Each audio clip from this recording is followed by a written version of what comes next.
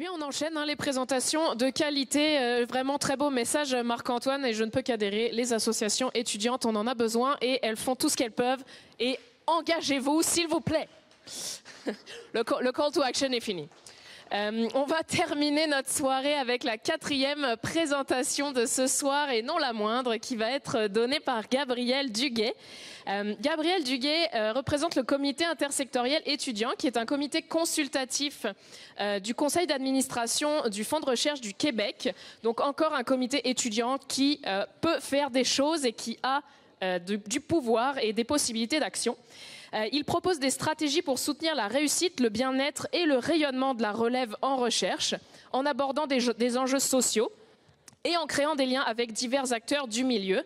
Gabrielle est, elle, candidate au doctorat en psychologie à l'UQTR et membre du comité depuis 2021. Très belle implication. Gabrielle, on t'attend sur scène.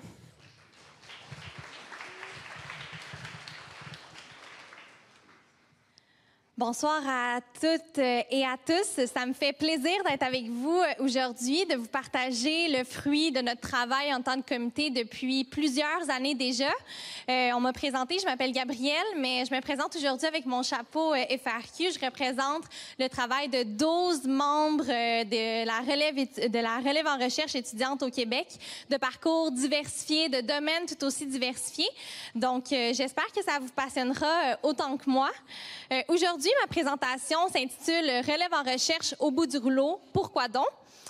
J'ai comme objectif de vous présenter notre rapport sur la santé psychologique. Je vais commencer par vous présenter quelques causes, mais je veux surtout porter votre attention sur les pistes d'action qu'on propose, nous, autant au Fonds de recherche du Québec, mais aussi à toute autre personne œuvrant dans le milieu postsecondaire au Québec. Donc, notre rapport est pas juste adressé au CA des fonds, mais aussi, par exemple, aux établissements postsecondaires comme les universités, les cégeps, les centres de recherche, les départements, les professeurs-chercheurs, les personnes étudiantes et j'en passe.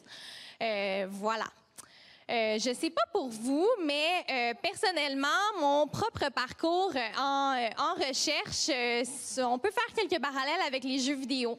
J'ai grandi avec mon frère dans le sous-sol, qui lui était un vrai passionné de jeux vidéo.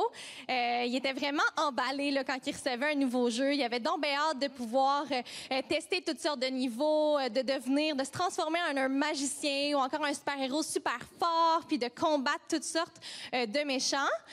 Moi, mon intro-doctorat fait un peu similaire. J'étais donc bien emballée de faire des nouvelles rencontres, de présenter dans des congrès internationaux, de faire des découvertes qui allaient changer le monde. Surprise, surprise, c'est pas vraiment passé comme ça. Fait que je vous propose de jouer avec moi aux membres de la relève en recherche pour qu'on discute ensemble de la situation. Est-ce que ça vous tente? Parfait. Donc, bienvenue. Vous débutez maintenant votre parcours dans le monde de la recherche scientifique au Québec. Il y a des découvertes, des congrès, des présentations acclamées par la foule, puis même un poste de professeur qui vous attend à la fin de votre parcours. Est-ce que vous êtes prêts? Yes! On voit dès le départ que vous avez un niveau de vitalité quand même assez intéressant. Vous êtes prêts, vous êtes motivés, fait qu'on part ça. Voici différents tableaux que le comité intersectoriel étudiant ou le CIE a recensé comme parcours là, au sein du parcours scientifique de la relève au Québec. Le premier tableau fait référence aux nombreuses cultures de la recherche au Québec. Je fais référence ici aux normes, aux valeurs, aux exigences du milieu de la relève en recherche. Le milieu scientifique, sûrement je vous fais pas de surprise, comme un château, ça peut sembler insurmontable. On attend d'un membre de la relève en recherche qu'il fasse des publications dans des journaux à fort impact factor en bon français. On s'attend aussi à ce qu'il s'implique dans sa communauté, qu'il y ait des notes vraiment importantes, puis tout ça en gardant le sourire, bien sûr, en dormant 12 heures par nuit, en ne travaillant pas le soir et les fins de semaine. Malheureusement, cette pression-là, qui peut être implicite, est plus ou moins favorable au bien-être des membres de la relève en recherche. C'est aussi difficile à changer, d'où l'image d'un château en pierre. Donc, Premier tableau complété. Deuxième tableau, je fais référence à la notion d'excellence et de méritocratie. L'exemple le plus frappant de cette culture-là, c'est bien sûr le financement. Le financement est restreint pour un nombre grandissant de membres de la relève en recherche. Fait que pour essayer de combler le problème, on distribue les financements sous des critères quantitatifs pour essayer d'être le plus juste possible. Malheureusement, ça crée toutes sortes de biais. C'est un peu comme si on demandait à quelqu'un qui joue à Mario Kart, qui rencontre toutes sortes de bananes, qui le fait dériver, puis qui ralentit sa course, d'être le premier, peu importe. C'est un peu plus difficile. Ça joue encore une fois sur la motivation, sur le niveau de bien-être des membres de la relève en recherche. Excellence et méritocratie. Ensuite, troisième tableau, la compétition entre les pairs. Là, je vous rassure tout de suite, là, mes collègues de laboratoire ne sont pas tout aussi menaçants que ceux que je vous présente ce soir. Là. Ils sont un petit peu plus charmants. J'espère que les vôtres aussi. D'où la compétition pour le financement, par exemple, pour les postes de professeurs, les présentations des congrès. Il y a une espèce de compétition qui peut se former entre différents membres de la relève en recherche. Pour plusieurs d'entre vous, ça peut amener à de la solidarité, de l'entraide entre amis, mais malheureusement, ça peut aussi finir que dans un même groupe d'amis, on se bat tous un peu pour la même source de financement, pour le même poste, pour la même opportunité de présenter. Fait que pour certains, ça peut être positif, mais pour d'autres, ça peut entraîner des comportements malhonnêtes, de la tricherie, aussi, encore une fois, diminuer le niveau de bien-être. On a moins l'impression d'appartenir à un groupe. C'est un peu comme si on vous demande, au lieu qu'on se mette tous ensemble pour combattre le grand boss final, qu'on se mette un peu tous à se battre les uns contre les autres. Vraiment pas motivant, et encore une fois, qui joue sur la santé mentale. Après 3 tableaux, je sais pas pour vous, mais moi, je commence un petit peu à être épuisée, à être démotivée, me demander un peu qu'est-ce que je fais là. C'est pas fini, il en reste un autre, surprise, surprise. La structuration des programmes. Le 4e tableau, je l'ai imagé avec des nuages, le ciel, un peu pour imager le caractère flou. Plusieurs personnes étudiantes qu'on a consultées dans le cadre de notre rapport nous ont rapporté que lorsqu'ils sont arrivés dans leur programme en recherche, comme à la maîtrise ou encore au doctorat, pour eux, les normes ou encore les attentes de la direction de recherche ou du milieu en général étaient vraiment pas claires. Il fallait un peu qu'ils devinent, avant même d'arriver, qu'est-ce qu'il fallait faire, le nombre d'heures qu'il fallait qu'ils mettent réellement à la tâche, à quel point est-ce qu'ils devaient se concentrer sur leur doctorat versus les autres sphères de leur vie. Fait que ce flou-là, malheureusement, crée beaucoup d'angoisse chez la population étudiante, chez les membres de la relève en recherche, encore une fois, minant leur bien-être. Vous comprendrez comme moi que peut-être qu'après ces 4 tableaux-là, vous pourriez avoir un peu la langue à terre. Un peu comme votre personnage dans le jeu vidéo, vous êtes rendu tout petit ici dans le bas, vous demandez de l'aide. Parce que malheureusement, ce serait entre 18 et 30% des membres de la relève en recherche qui vont quitter leur programme d'études avant même leur diplomation. C'est un problème, bien sûr, au niveau individuel. Un sentiment d'échec, peut-être, insatisfait de leur parcours, mais c'est aussi un problème au niveau de l'institution. C'est du temps, des ressources financières qui ont été investies dans la personne étudiante qui, malheureusement, on n'a pas été capable de soutenir pour compléter son programme. Ce que je vous propose, avant d'en arriver là, c'est d'améliorer un petit peu votre bonhomme de jeu vidéo, ou du moins le jeu dans lequel il progresse. Est-ce que ça vous tente? Yes, pourquoi pas? Avant de continuer, je vous propose 3 améliorations à votre bonhomme au jeu auquel il fait face. Première amélioration, la gestion des programmes de bourse. Deuxième amélioration, l'évaluation des demandes de financement. Puis la troisième, agir directement sur les cultures de la recherche. Bon, vous comprendrez que mes améliorations sont plus centrées sur les fonds de recherche, mais ça reste que les pistes d'action, les constats que je vous présenterai s'appliquent aussi directement dans les universités, dans les cégeps ou encore au sein de vos départements ou vos centres de recherche. Donc, première amélioration, la gestion des programmes de bourse. Cette amélioration pourrait vous permettre, en tant que petit bonhomme de jeux vidéo, par exemple, d'assouplir certaines règles et conditions de financement. Certaines personnes étudiantes qu'on a consultées nous ont mentionné qu'elles devaient choisir un peu entre garder leur bourse puis devoir mettre leurs études, par exemple, à temps partiel à cause d'une situation particulière. C'est le genre d'assouplissement qui pourrait aider puis favoriser le maintien des personnes étudiantes au sein de leur programme. On pourrait aussi agir sur les conditions d'utilisation des programmes de bourse pour les situations particulières, comme je vous expliquais. Une amélioration qui serait super intéressante serait de réduire le temps entre la remise des demandes puis la réception des résultats. Sûrement que ça vous est tous arrivé ici, moi y compris, de remettre ma demande de bourse au mois d'octobre, puis de me réveiller la nuit au mois de novembre, au mois de décembre, au mois de janvier, au mois de février, au mois de mars, à me demander, ben là, est-ce que je vais être financée cette année? Est-ce que je devrais encore faire des compromis, des sacrifices personnels pour arriver à joindre les deux bouts? Essayer de réduire le temps, ça serait bien. Malheureusement, c'est assez difficile. Il faut que les organismes subventionnaires prennent le temps de mettre sur pied des comités d'évaluation, de les former convenablement pour tout ce qui est les billets, tout ça, afin d'assurer une évaluation juste et équitable de vos dossiers. Ensuite, réception des dossiers, évaluation, transition des résultats. C'est un processus qui est super long. Mais quand on n'est pas au courant, c'est vraiment plus difficile. Donc, les FRQ, récemment, ont rendu disponible un peu le cheminement d'une demande. C'est un peu plus clair de savoir, OK, là, on est rendu environ au mois de février. Ouais, les comités d'évaluation sont faits, sont en train d'évaluer ma demande. Un peu moins stressant. Bien entendu, une des améliorations les plus importantes serait de continuer d'agir sur le montant et sur la quantité des bourses des programmes actuels. Récemment, les FRQ ont continué d'augmenter la valeur des bourses. On aimerait que ce soit encore le cas. Même chose au fédéral. Première amélioration. Deuxième amélioration du jeu, ce serait l'évaluation des demandes de financement. Cette amélioration pourrait nous permettre, par exemple, de créer et de publiciser des guides d'évaluation remis aux évaluateurs des demandes de bourses de formation. Grosso modo, s'assurer que les évaluations soient équitables dans tous les programmes, mais surtout que nous, en tant que personnes étudiantes, on soit au courant de ce sur quoi on est évalué.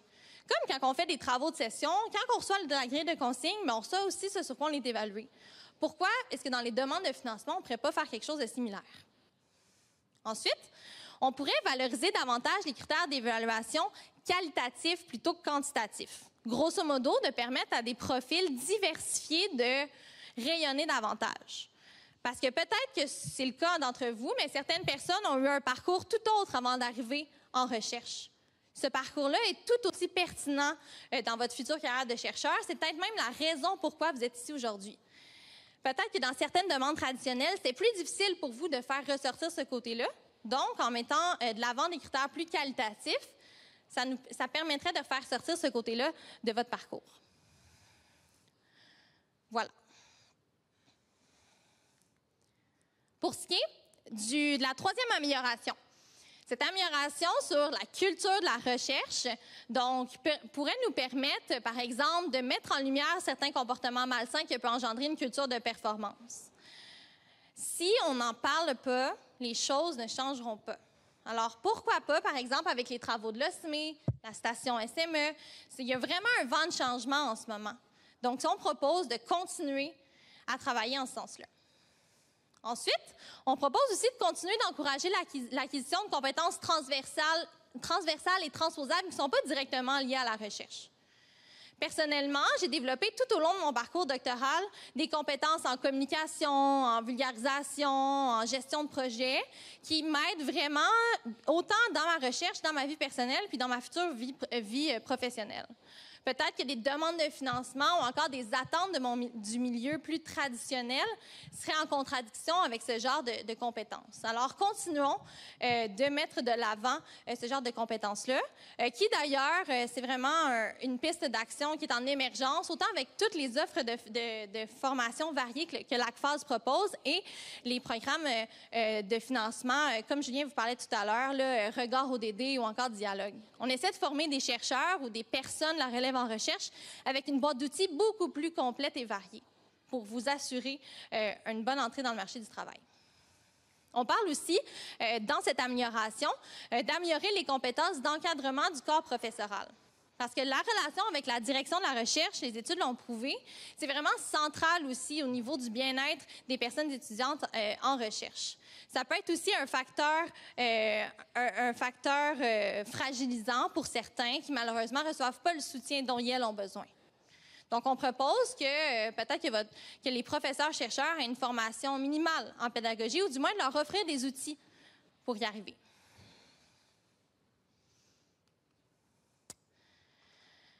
Il me semble que ça irait vraiment mieux jouer avec ces améliorations-là.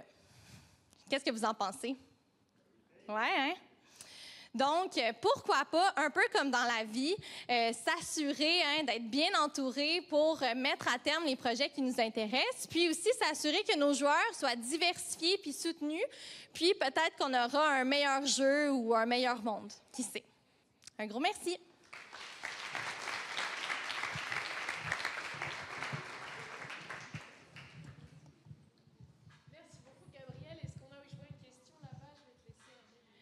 Avant de prendre la question, je m'excuse, je me permets de dire le code QR, en fait, c'est notre rapport sur la santé psychologique. Fait que je vous invite à le consulter puis à le partager aussi dans votre milieu. Merci. D'abord, j'étais sûr que c'était un jeu qui s'est présenté puis je l'ai immédiatement mis. Je ne suis pas déçu non plus d'avoir le rapport. Ma question était davantage sur la partie d'agir sur la culture de recherche. Parce que, évidemment, je trouve ça super important d'ajouter tous ces aspects-là qui sortent uniquement de l'aspect recherche dans la valorisation de c'est quoi un parcours au cycle supérieur. Mais comment est-ce qu'on évite en même temps que ça devienne une charge supplémentaire qu'on a nos étudiants et étudiantes de se dire non seulement tu dois être bon en recherche, mais montre que tu es capable de travailler en équipe, montre que tu es capable de gérer un projet, montre que tu es capable de tout ça, qui fait en sorte que tu as l'impression, OK, mais si je veux avoir un financement, je dois avoir 5 paires de bras puis me trouver 25 occupations sur le côté. Donc, comment est-ce qu'on balance ça dans la communication de la communauté étudiante? C'est pas que c'est... c'est ça. Voilà. C'est vraiment une bonne question, puis c'est une question, je pense, qui est aussi centrale dans le travail de notre comité, puis une réflexion aussi au FRQ, là, je me permets de le mentionner. Ce qui va être important, comme je disais tout à l'heure, c'est de mettre de l'avant les critères qualitatifs plutôt que quantitatifs. Donc, on n'ajoute pas des critères. C'est plutôt qu'on en change la nature. Donc, dans les qualitatifs, c'est normal là, que dans notre arc, on n'ait pas toutes les cordes, mais c'est un peu dans un critère plus qualitatif, ça nous permettrait justement de le mettre davantage de l'avant. C'est aussi un travail des organismes subventionnaires à faire, à venir le dire ouvertement lors de rencontres d'information, par exemple, dans la documentation qui est offerte aux personnes étudiantes, aux universités, au cégep, de rassurer tout le monde que ça ne sera pas le cas. Ensuite, il faudra voir avec l'arrivée, par exemple, des nouveaux CV dans les organismes subventionnaires fédéraux, mais quelles en sont les répercussions? C'est des choses qu'il faudra voir avec le temps aussi, voir quel type de personnes on refinance, tout ça. Mais c'est vraiment une question qui est centrale, en effet, parce que on veut vraiment pas faire ça. En fait, on va en faire tout l'inverse. Fait que vraiment bonne question.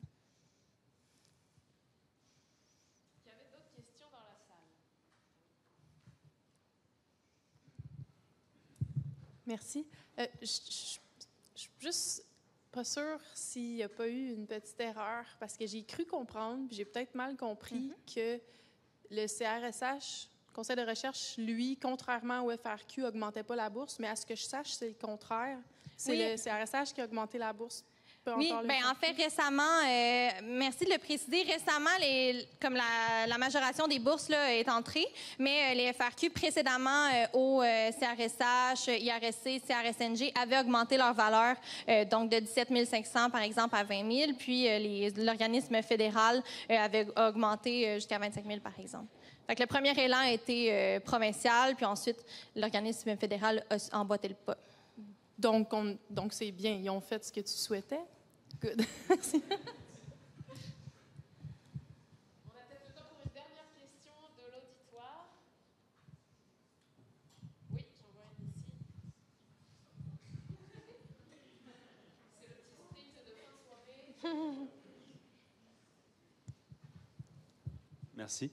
Mais moi, c'est plus un commentaire. C'est bien qu'il augmente la valeur des bourses, mais parfois, il augmente la valeur des bourses en diminuant le nombre de bourses. Donc, oui, c'est bien d'être méritocrate, mais à un certain moment, c'est pas tout le monde qui sont les meilleurs aux examens, mais ils sont très bons en pratique. Et les processus de sélection pour les bourses, ça met beaucoup en valeur tes notes aux examens, non pas tes compétences de recherche, ce que je trouve très dommage. Donc, en réduisant le nombre de bourses, en augmentant leur valeur, on élimine beaucoup de candidats qui sont très respectables.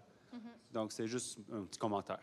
En effet, je me permettrai de répondre en 2 volets. Julien, en arrière, corrige-moi si je me trompe.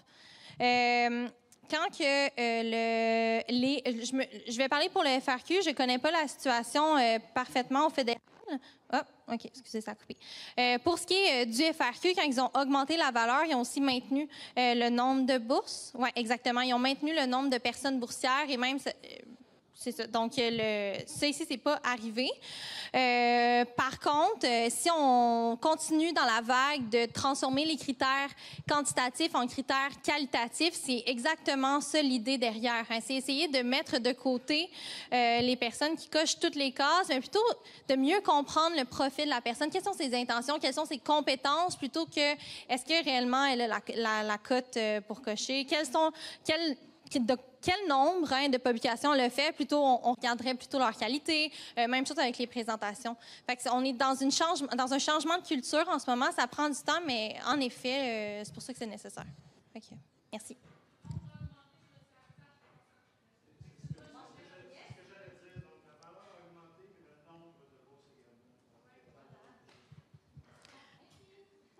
Un grand merci à toutes vos questions et merci beaucoup, Gabriel, pour cette très belle présentation de ce que fait le comité intersectoriel étudiant.